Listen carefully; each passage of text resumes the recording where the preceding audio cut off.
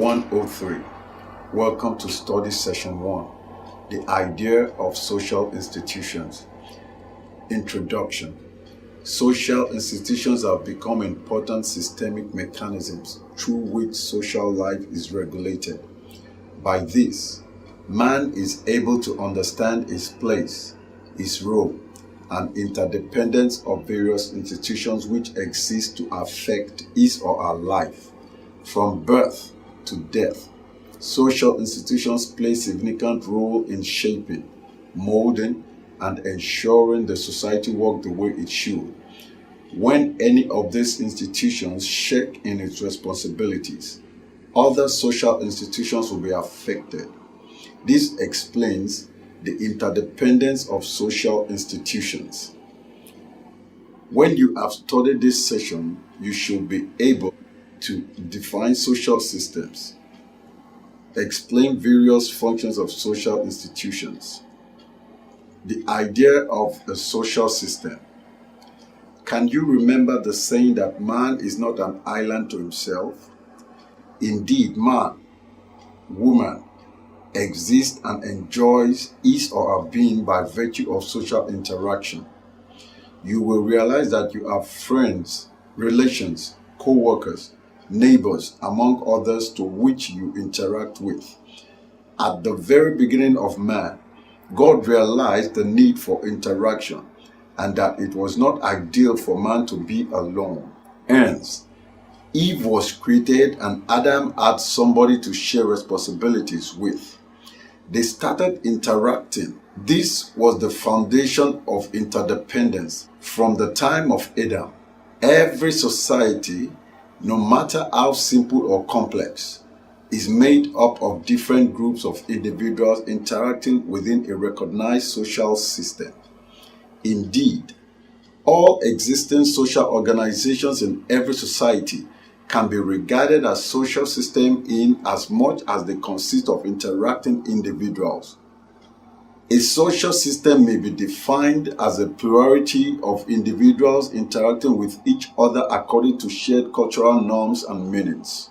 Ogbun and Nimkov, 1964.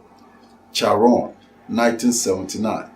Conceived social interaction as mutual social action, individuals communicating to each other in what they do, orienting their actions to each other.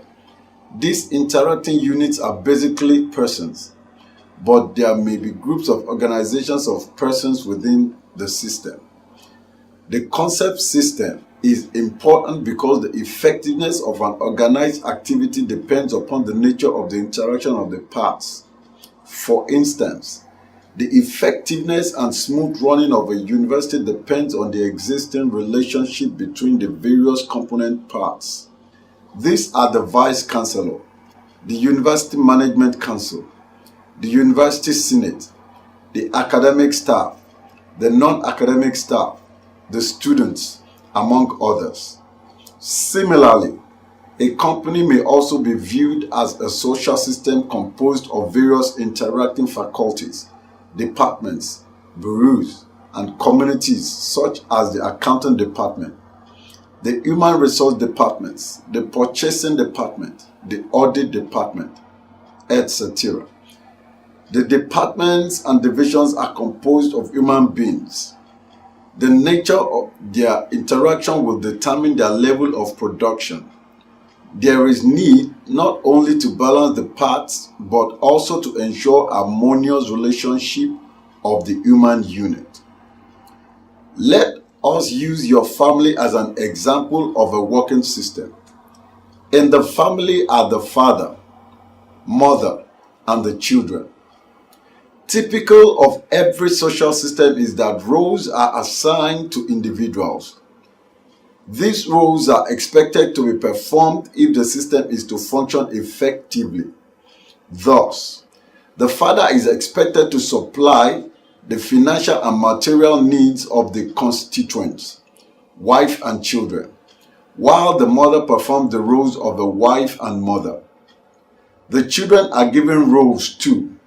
They fetch water, do house chores, and go to school. If any of these fail in their roles, there will be problem in the family. For instance, if the father is sacked and does not have other means of generating money, the family suffers in that there will be scarcity of food. They may also be owing rents, and the landlords may threaten them with ejection. The children will also be owing tuition fees and may be sent away from school. The wife has little to provide in terms of food since the money is now limited. This will affect ration of food. This is how a typical system works.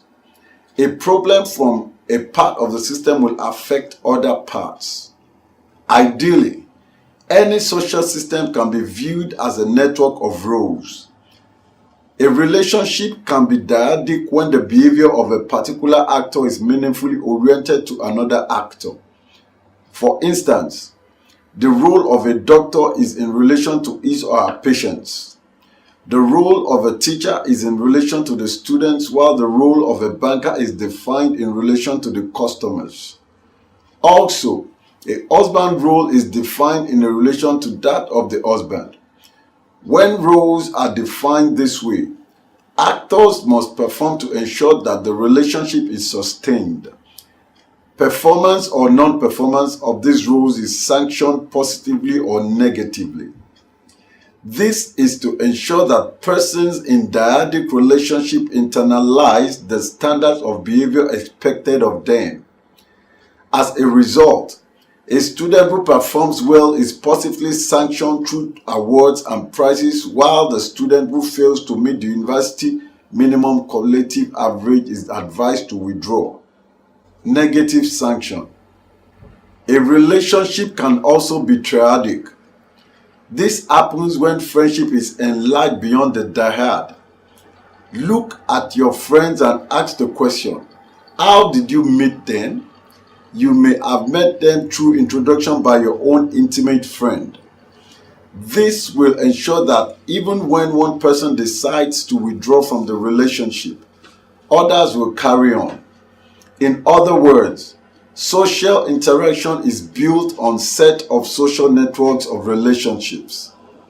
You may also consider those you consider your family, friends, and how the relationship started. You are invited as the commissioner for the culture in your state to participate in an ongoing project on social development. Your task is to explain the dyadic and triadic forms of social interactions. How would you go about performing this risk?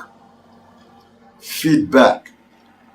Dyadic relationship is the relationship between two persons. Example, the role of a doctor in relation to his or her patients, while triadic relationship happens when friendship is enlarged beyond the dyad. Furthermore, the social system usually performs two major functions. These are the manifest and latent functions. The major difference between these two functions, according to Merton, 1957, is that while the manifest functions on the one hand represent the intended functions of a phenomenon or goals of behavior in a social system, latent functions on the other hand are the unintended functions of a phenomenon in a social system. For example, a manifest function of the school is to educate the populace, but in performing this function, it may lead to latent consequences by widening the level of inequality between individuals in the society. People with higher education attainment tend to make more money than those with lower educational attainment. Study session summary. In study session 1, you have learned that man is not an island to himself. He needs to involve himself in networks of relationship which is defined by roles. The relationship can be simple or complex form of organization defined by roles. Roles assigned must be performed to ensure that the relationship is sustained.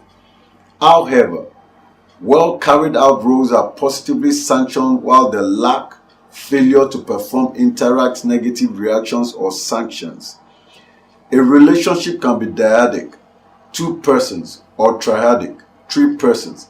Fundamentally, Social system performs latent and manifest functions which may affect future social roles and interactions. End of study session 1. Thanks for listening.